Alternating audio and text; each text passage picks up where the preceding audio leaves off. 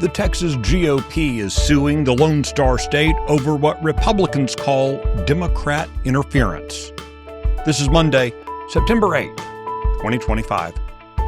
Texas Scorecard presents the day's first news for the Lone Star State. The Texas Minute, with your host, Michael Quinn Sullivan. Welcome to this Monday edition of the Texas Minute. I hope you and yours had a nice weekend.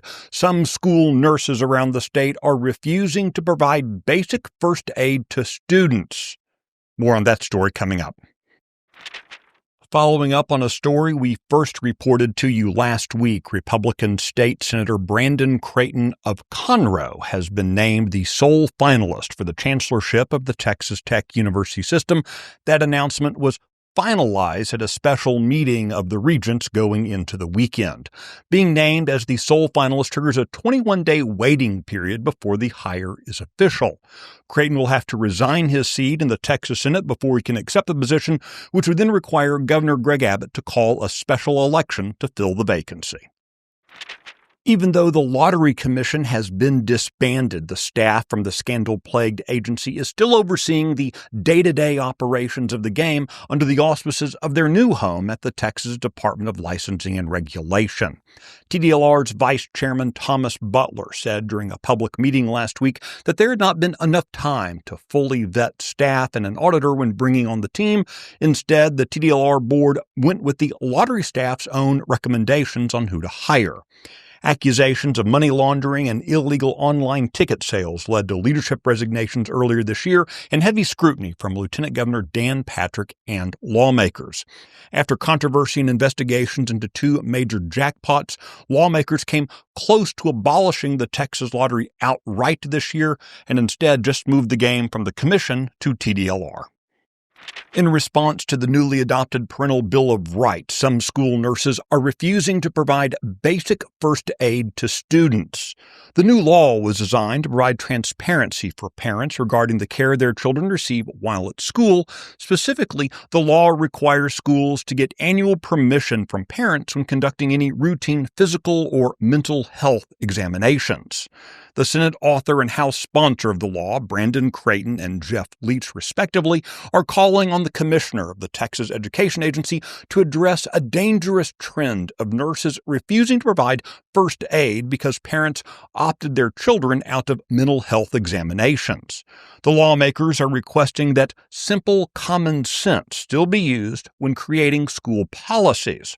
For example, a nurse working for Lovejoy ISD told parents in an email that she would not be, quote, putting on a Band-Aid, helping with a nosebleed, or even checking a temperature unless parents agree to all services being made available to their children. The Texas Minute will be right back. Hey folks, Chris Salcedo here. I've got something special for you, the Salo Storm podcast. As your friendly, liberty-loving Latino, I bring you a mix of engaging discussions to help us fight for our state and our conservative values. It's the perfect way to stay informed and engaged in what's happening around you. So, what are you waiting for? Don't miss out on the storm of information and entertainment coming your way. The Salo Storm podcast, available wherever you get your podcasts. As part of a long-running battle to stop Democrats from engaging at the last minute in Republican primaries, the Texas GOP is suing the Lone Star State in federal court to block so-called crossover voting. The lawsuit argues that Texas's open primary system, where Democrats and independents can choose to cast a Republican ballot, violates the GOP's First Amendment right of association. Party leaders say that the current system allows non-Republicans to select GOP nominees, undermining both the party's platform and its grassroots members. The lawsuit builds on a rule adopted by Republican delegates at their convention in 2024 that requires voters to be registered as Republicans before casting ballots in GOP primaries. The rule came in response to years of frustration with, quote, Democrat interference in Republican contests. Legislative efforts to close Texas's primaries failed to advance in either chamber of the legislature this year. Secretary of State Jane Nelson, an appointee of Governor Greg Abbott, has indicated she will only certify candidates chosen through the current open primary system. You can find details of this story and the others mentioned today and keep up with the latest news by visiting TexasScorecard.com.